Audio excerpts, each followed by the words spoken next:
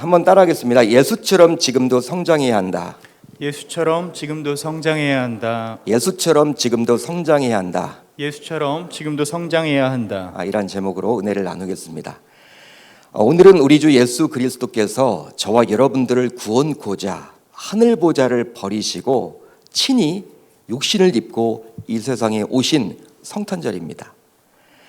하나님의 아들이 친히 우리를 구원코자 인간의 몸을 입고 이 세상에 오셨기에 우리 신자들에게는 얼마나 기쁜 날인지 몰라요. 정말 기쁜 날이죠. 하나님이 나 때문에 오신 거예요. 이 세상에. 다른 누군가가 아니라. 이게 중요합니다. 우리 부모님을 위해서 오신 것이 아니라, 우리 자녀를 위해서 오신 것이 아니라 바로 나 때문에 십자가를 지기 위해서 이 세상에 태어나셨다는 것입니다. 인간의 몸을 입고 신이, 창조주가 모든 것을 만드신 그분께서 하늘 보좌를 버리고, 여러분 그 의미를 안다면, 그 의미를 느낀다면 오늘은 정말 기쁜 날이에요. 평상시에 우울했던 분들도 오늘 하루만큼은 기쁘게 살아내실 수 있기를 바랍니다. 오늘은 기쁜 날이다. 기쁜 날이다. 이제 우리가 예배 끝나고 예배를 드리고 가정으로 다 돌아가실 텐데, 어떤 좀 기분 나쁜 일을 만나더라도 오늘만큼은 활짝 웃는 저와 여러분들이 다 되셨으면 좋겠습니다. 이런 감격과 기쁨으로 신자인 저와 여러분들은 이 시간 하나님께 성탄 감사 예배를 드리고 있죠. 하지만 이런 복된 소식을 인정하지 않은 불신자들은 성탄절이 하나의 공휴일에 불과할 뿐입니다. 연말 분위기, 공휴일. 그렇지만 신자이면서도 성탄절에 대한 어떠한 감격과 기쁨 대신에 의무감에서 마지못해서 예배를 드리는 분들이 행여나 계시다면 신자인 저와 여러분들은 어쩌면 불신자들과 다를 바가 없다라고 볼 수도 있는 거예요.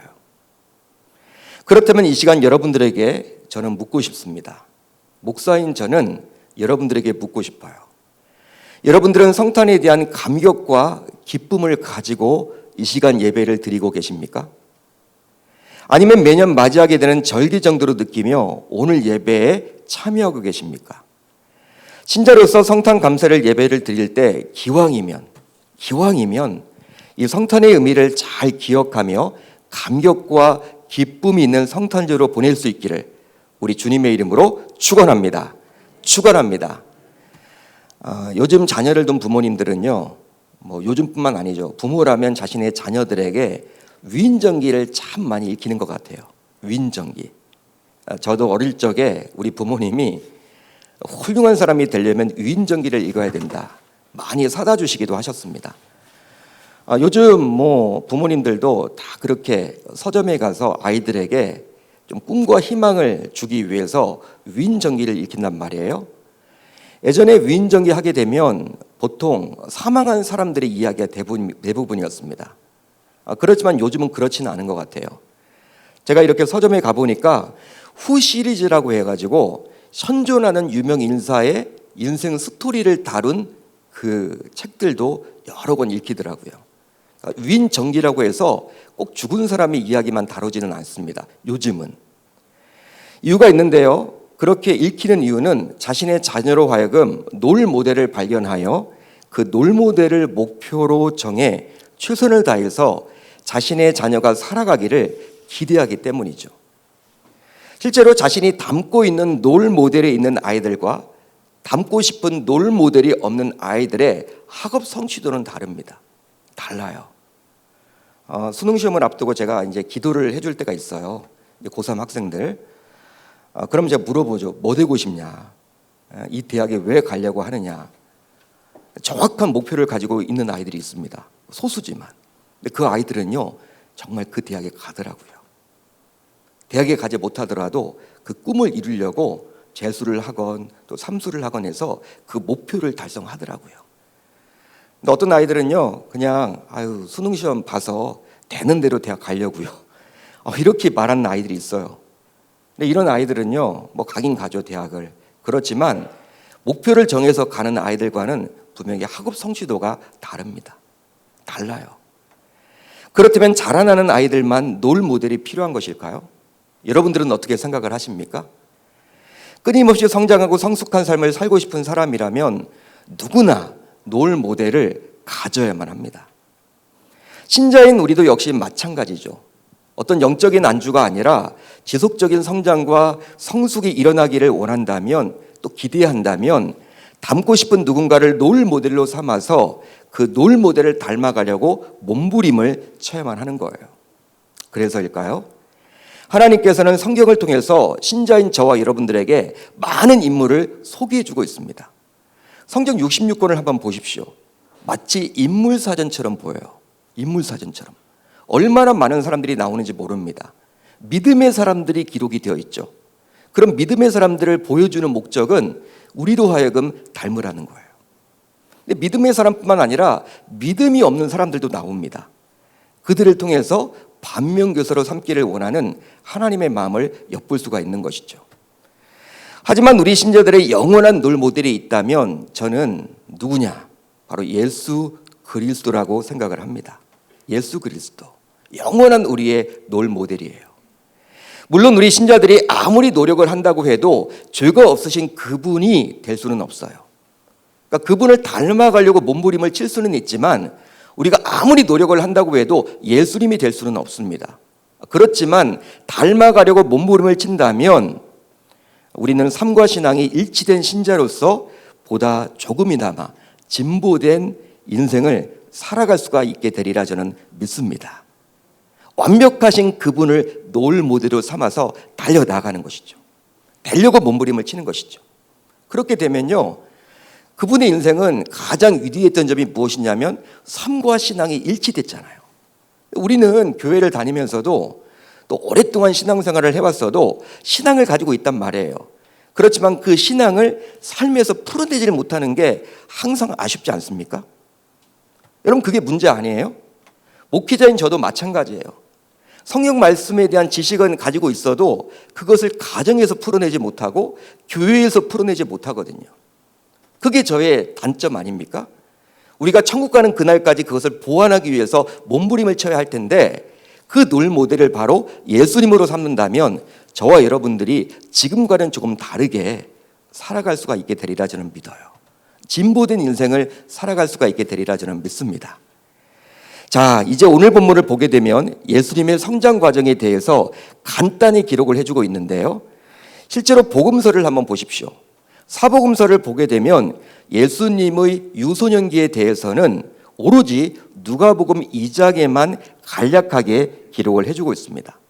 마태복음, 마가복음, 요한복음에는 예수님의 유소년기가 나오지 않아요.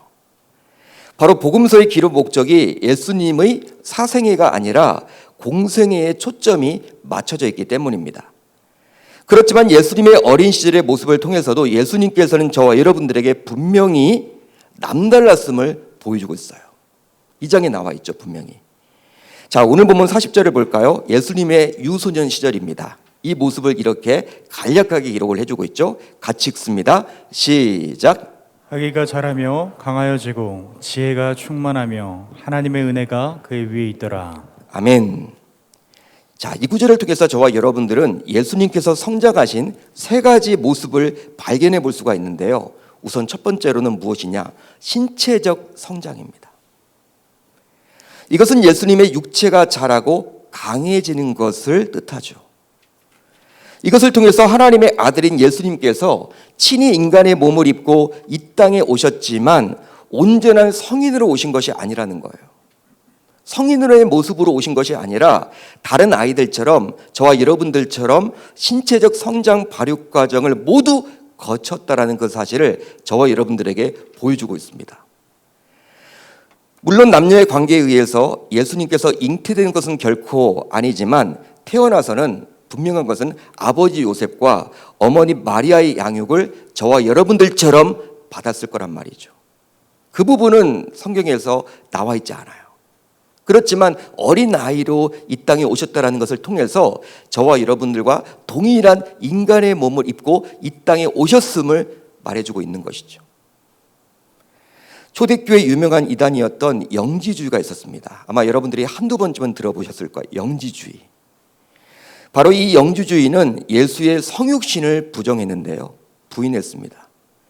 이유가 있었는데 이 영지주의라는 이론은 눈에 보이는 육체는 악하고 오직 눈에 보이지 않은 영적인 것만이 선하다라고 보았기 때문이에요.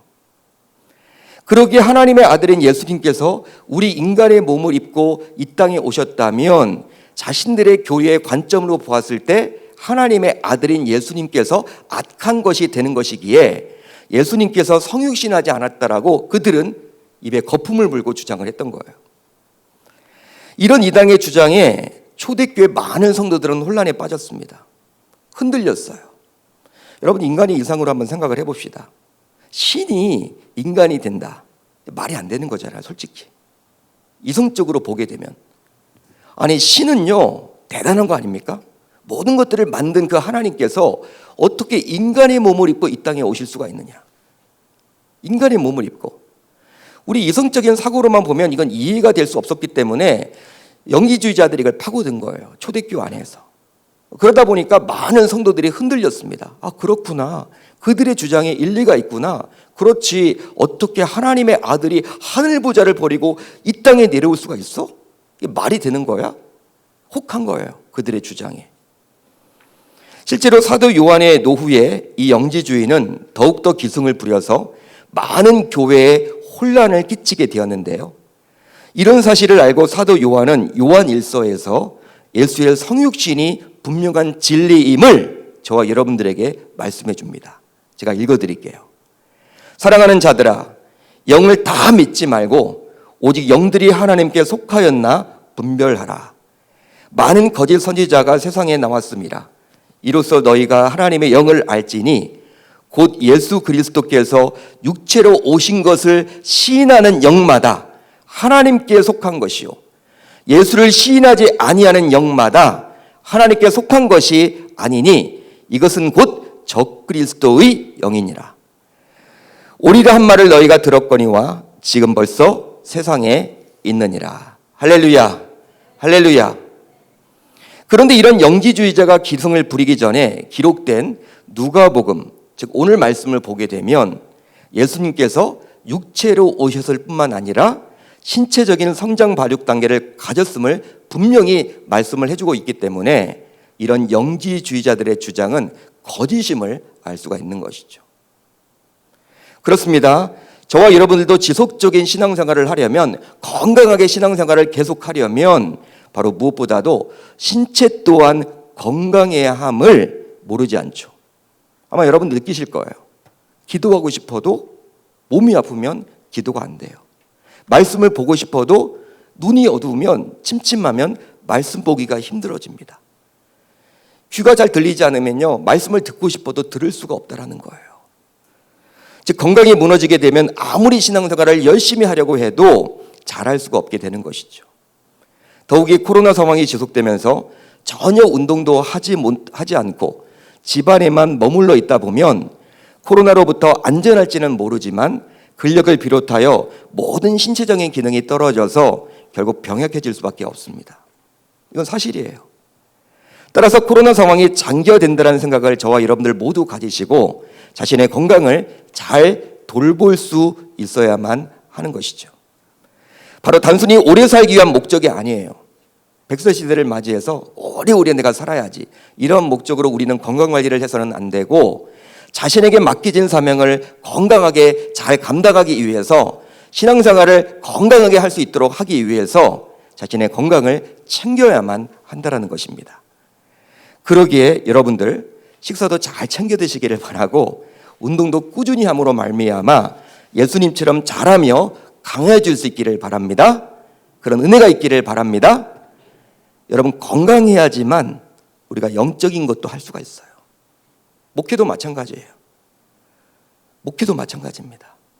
그러니까 성경 읽는 것만큼 중요한 것이 목회자들도 건강을 챙기는 거예요. 건강 무너지면요, 목회를 못해요. 우리 교회도 한번 경험을 해봤잖아요.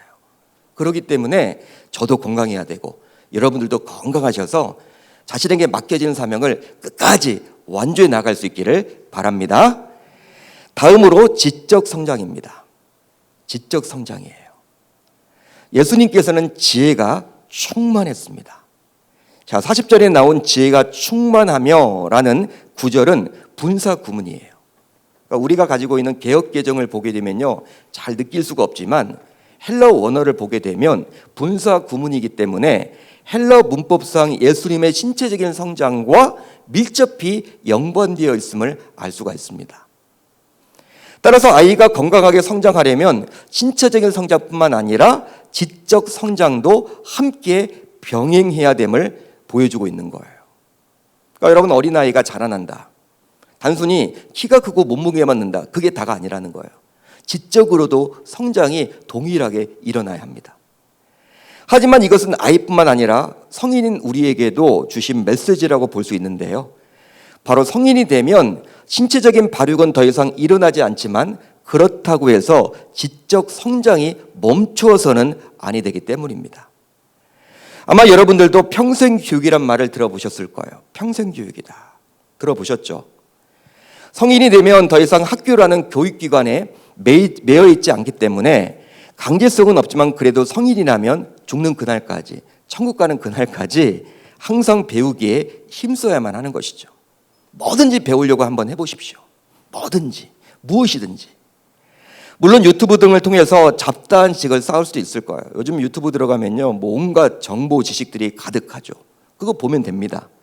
그렇지만 기왕이면 도서를 구입해서 시간을 내어서 지속적으로 읽어 내려가면 좋을 것 같아요. 혹시 2021년도를 마무리하는 지금까지 올해 들어서 제대로 된 책 한 권을 읽지 못하고 있다면, 그리고 시간을 보내고 연말을 맞이하고 있다면 어쩌면 저와 여러분들은 지식 성장을 제대로 하지 못한 셈일 수도 있습니다. 물론 바쁘고 분주한 일상 속에서 손에 책을 가까이 한다는 것은 쉽지 않아요. 그렇다고 해서 지식 성장이 어린 아이들의 전유물이 되어서는 아니 되겠죠. 따라서 신자인 저와 여러분들 모두 천국 가는 그날까지 지식 성장을 위해서 힘써야만 하겠습니다. 그런데 이 시점에서 이런 의문을 한번 우리가 가져보려고 하는데요, 이런 의문이 한번 들 거예요. 바로 무엇이냐면, 왜 저자 누가는 지식이란 단어를 쓰지 않고 오늘 말씀을 보게 되면 의도적으로 지혜라는 단어를 사용하고 있을까? 지식 성장을 말해주고자 하는데, 그것을 지금 말해주고자 하는 것 같은데 왜 지식이란 단어를 쓰지 않고 지혜라는 단어를 쓰고 있는 것일까? 이유가 있는데요, 바로 하나님을 믿는 우리 신자들은 세상 사람들이 추구하는 지식 충만이 아니라 지혜 충만을 이루어야 하기 때문입니다. 그러니까 세상과는 분명히 다르다라는 거예요. 저와 여러분들은 신자이기 때문에. 물론 이 세상을 살아가기에 되도록 지식을 많이 갖추어서 최선을 우리가 다해서 살아가는 것이 중요하죠. 여러분, 지적해야죠. 무식하면 안 되겠죠. 우리가 이 땅을 살아가는데 여러분, 세상의 지식으로도 우리가 딱 가지고 있어야 되겠죠. 알 것은 알아야죠. 모른다라는 것이 여러분들 핑계가 될 수는 없습니다. 그게 여러분들 모르면 착하다, 이런 공식은 통하지 않아요. 알 것은 알아야 되겠죠. 즉 부지런히 자신의 지적 성장을 위해서 열심을 내서 우리가 살아야만 해요. 맞는 말이에요. 하지만 아무리 지식으로 무장을 한다 하더라도 삶의 현장에서는 그 지식을 녹여내기가 쉽지 않다는 거예요. 여러분, 우리가 아는 만큼 그것이 삶으로도 적용이 돼야 되는데 이게 잘 안 되는 것이 사실 아닙니까? 이 습득한 지식을 삶의 현장에서 그대로 녹여내는 것은 바로 지혜의 역할이라 할 수 있습니다. 그러기에 누가는 단순히 지식 충만을 말하지 않고 지혜 충만을 말해주고자 하는 거예요. 말해주고 있는 것이죠. 바로 지혜가 충만할 때만이 지식이 참된 지식으로서의 역할을 감당할 수 있기 때문입니다. 실제로 교회 내에서도 어떤 성도님들은요, 성경을 많이 읽고 또 성경 공부를 열심히 해가지고 성경적인 지식이 우리 교육자들보다도 더 뛰어나신 분들이 있기도 해요. 진짜 그래요. 어떤 성도님들을 만나보면 성경 가운데 모르는 게 없어. 착착착착 얼마나 그렇게 탁월한지 따로 공부를 하신 것 같아. 신학을 전공한 것도 아닌데 아무튼 성경적인 지식으로 무장하신 분들이 있습니다. 하지만 성경적인 지식이 있다고 해서 그분들의 신앙이 무조건 좋다라고 말할 수는 없어요. 여러분 잘 들으십시오. 성경적인 지식이 있다고 해서 그분들의 신앙이 좋다라고 무조건 말할 수는 없다라는 거예요. 왜냐하면 머리에는 성경 지식이 가득할지는 몰라도 아직 가슴과 손발에는 그 성경 지식이 전달되지 못한 것일 수도 있기 때문입니다. 그러다 보니 그런 성격적인 지식이 오히려 교회와 성도들을 바라보면서 쉽게 비판을 하고 자신은 스스로 의롭다라고 여길 수도 있기에 그런 거예요. 그러니까 여러분, 성경을 많이 알면요 더욱더 겸손해져야죠. 성경을 많이 알면요 더욱더 낮아져야 할 텐데, 그게 우울감에 취해가지고 다른 성도들을 무시하거나 비판하거나 하는 쪽으로 흘러가게 된다면 이 여러분 성격적인 지식은요 오히려 독이 될 수도 있다는 거예요. 그러게 아무리 성격적인 지식이 있다 하더라도 그 지식이 신앙으로 접목되려면 지혜가 필요한 것입니다. 이처럼 중요한 것이 바로 지혜이기에 누구하는 지식 충만이 아니라 저와 여러분들에게 지혜 충만을 말해주고 있는 것이죠. 따라서 저와 여러분들 모두 예수님의 성장을 본받아서 지식 성장이 아니라 더 나아가서 지혜 충만을 이루도록 힘써야 할 줄로 믿습니다. 자, 마지막으로 영적 성장이에요. 영적 성장이에요. 이것은 하나님의 은혜가 예수님 위에 있었다라는 것인데요. 분명히 성경에 그렇게 나와 있죠. 40절을 보시면 인간의 성장에 있어서 하나님의 은혜는 빼놓을 수 없는 중요한 요소임에 틀림이 없습니다. 그 이유는 눈에 보이지는 않지만 이 은혜가 임할 때 아이가 하나님과 사람 앞에서 온전하게 자랄 수 있기 때문이죠. 그런데 요즘 부모들은 어떠합니까? 요즘 부모님들은 좀 어떠세요? 아니, 불신 부모는 그렇다 치더라도 예수님을 믿는다라는 부모 또한 어떠합니까? 자녀 교육에 있어서 영적 성장은 무시한 채 오로지 신체적 성장과 지적 성장에만 치우쳐서 자녀들을 열심히 교육하고 있지는 않습니까? 시간을 내고 물질을 투자하고 있지는 않습니까? 결국 그렇게 자란 아이는 몸은 튼튼하고 공부는 잘해서 좋은 대학에 갈 수는 있겠죠. 하지만 영적으로 은혜가 없어요. 영적인 은혜는 없습니다. 잘 들으십시오. 그러니 하나님 앞에서 온전하지 못하게 되고 정신적으로 병약해져요. 결과적으로는. 또 마음의 평안과 기쁨과 만족이 없고 삶의 목적을 찾지 못해서 항상 흔들리는 삶을 살아갈 수밖에 없습니다. 방황하는 존재밖에 될 수 없다는 거예요. 결국 이런 마음을 달래기 위해서 각종 쾌락을 위한 중독을 탐닉하다가 인생을 종치는 경우가 허다하죠. 그 근본 이유는 바로 그들에게는 눈에 보이지 않은 하나님의 은혜가 없기 때문입니다. 그렇다면 이런 하나님의 은혜는 어린 아이들에게만 필요한 것일까요? 여러분 어떻게 생각을 하십니까? 하나님의 은혜가 어린 아이들의 전유물이 되어서는 안 되겠죠. 따라서 이 시간 저와 여러분들에게도 예수님에게 임했던 그 하나님의 은혜가 동일하게 임해야 할 줄로 믿습니다. 그렇다면 하나님의 은혜가 있으려면 어떻게 해야 할까요? 여러분 어떻게 하면 좋겠습니까? 하나님의 은혜를 받으려면 어떻게 하면 좋을까요? 몸이 튼튼하게 자라게 하려면 잘 먹고 운동을 하면 되고, 지식이 있게 하려면 학원에 다니거나 과외를 통해서 각종 정보를 취득하면 그만이에요. 할 수 있겠죠. 그러면 하나님의 은혜는 어떻게 임하게 됩니까? 이것은 돈으로도 또 힘으로도 되지 않고 오직 하나님의 말씀과 기도로만 가능한 거예요. 따라서 우리뿐만 아니라 우리 자녀들에게도 이런 하나님의 은혜가 임하기 위해서는 자녀들에게 지속적으로 하나님의 말씀을 먹이고 그 자녀들을 위해서 기도하는 부모가 되어야만 하는 것이죠. 그러니까 자녀를 위해서 여러분 기도하셔야 돼요. 기도를 뿌리셔야 돼요. 눈물을 흘리셔야 돼요. 근데 우리 자녀들에게 보통 기도하기 전에 잔소리를 참 많이 하죠. 공부해라. 뭐 해라. 너 학원 다녀라. 온갖 여러분 초점이 공부에만 다 달려있지 않습니까? 그게 불신자들의 가정의 모습이 아니에요. 신자인 저와 여러분들의 가정의 모습 아닌가요? 자녀를 위해서 눈물을 흘리고 있는가?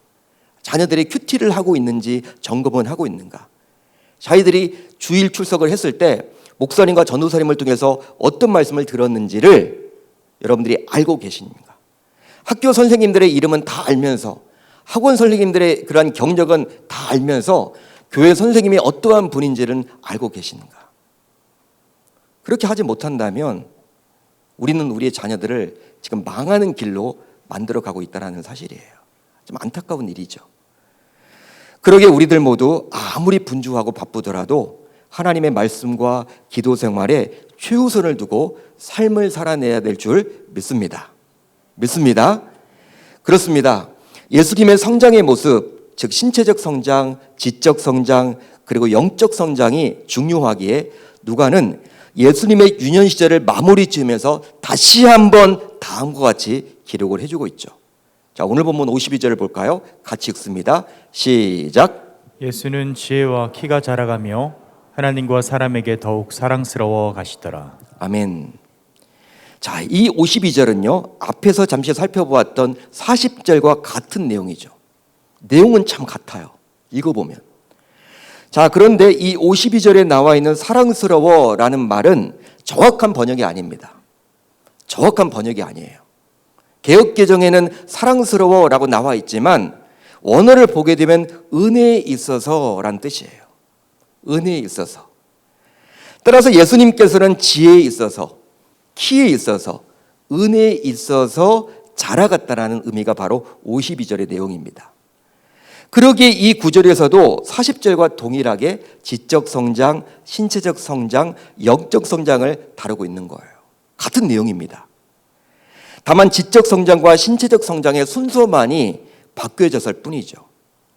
사랑하는 성도 여러분, 이런 세 가지의 성장의 모습이 바로 예수님의 성장의 모습이기에 예수님을 롤 모델로 삼고 살아가려고 하려는 신자인 우리들도 동일하게 가져야만 하는 성장의 모습이라고 볼 수 있는 것이죠.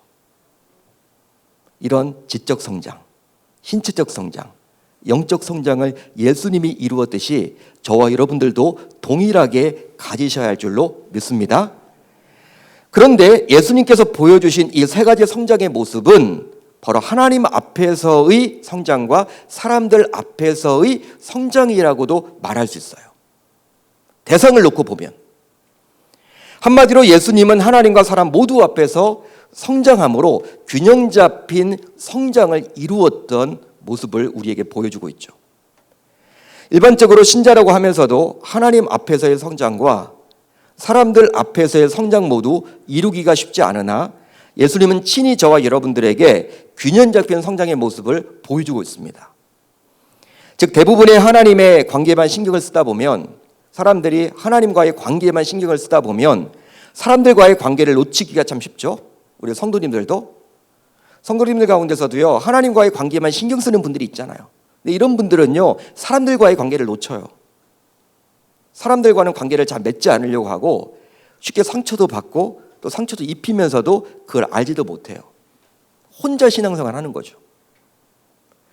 그렇지만 또 어떤 분들은요, 사람들과의 관계를 정말 이렇게 중요시 여기다 보면 시간을 쓰다 보면 정작 중요한 하나님과의 관계는 또 놓치는 경우들도 있어요.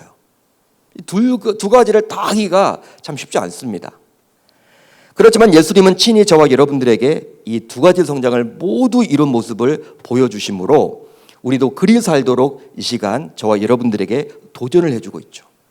도전을 해주고 있다는 거예요. 그러기에 우리 모두 예수님을 롤 모델로 삼아서 이 세상에서 승리코자 한다면 이 세상에서 정말 영적인 진보 또한 세상적으로도 이렇게 위대한 또 하나님의 종으로서 활동하기를 원한다면 우리들도 이 세 가지 성장, 즉 신체적 성장과 지적 성장과 영적 성장을 모두 이룸으로 우리도 예수님처럼 하나님과 사람 앞에서 성장을 이룰 수 있어야 할 줄 우리 주님의 이름으로 축원합니다. 축원합니다. 예수님이 이 땅에 오셨죠. 오셔서 우리들을 구원해 주셨습니다. 그렇지만 그게 끝이 아니에요. 우리는 이 땅에서 70년, 80년을 살아가야 합니다. 물론 죽는 날은 우리가 알 수가 없어요. 그렇지만 하나님이 우리를 부르시기까지 우리는 최선을 다해서 살아가야 한단 말이죠. 어떻게 살아가야 합니까? 바로 예수님이 성장하셨던 그 모습을 우리가 롤 모델로 받아서 지적 성장이 있기를 바랍니다. 신체적 성장이 있기를 바랍니다. 가장 중요한 영적 성장을 이루시길 바랍니다. 대상은 누구입니까? 하나님 앞에서와 사람들 앞에서 균형 잡힌 성장을 이루어 나감으로 이 세상에서 멋진 기독교인으로서 신자로서 하나님이 이 땅에 오신 그 목적에 걸맞게 살아낼 수 있기를, 삶을 살아갈 수 있기를 우리 주님의 이름으로 축원합니다. 축원합니다.